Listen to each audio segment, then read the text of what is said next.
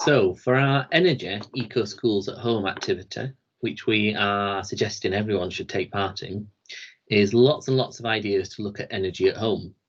So if you are in nursery and early years, you might want to look at what devices at home use electricity and count how many.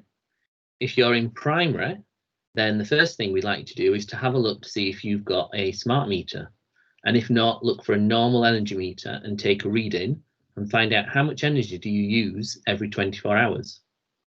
And if you're in secondary, we want you to find out more about smart meters and find out how they work and how much energy they use. The next activity then we want you to think about is how you might be able to save energy at home.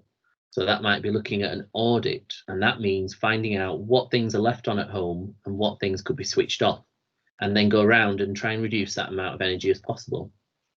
If you're in secondary, you might want to look at doing some research around how you can save energy. For example, reducing the temperature on your washer at home, which saves lots of energy. The next thing we want you to do is perhaps investigate energy. So find out who supplies energy to your home and maybe find out how much do you spend on that. And then maybe compare it with other supplies to see where the cheapest energy is from. And then finally, we want you to think about maybe your own carbon footprint and how you could measure your energy use. So not just electrical use, but also things like your transport and your food and everything that we buy has all got a carbon footprint. So the website, which is the WWF website, is really good at finding out about the carbon footprint.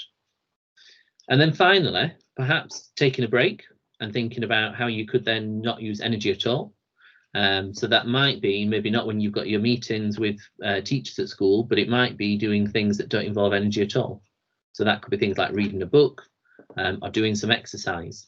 So lots of things all about saving energy and reducing energy and what things you could be investigating.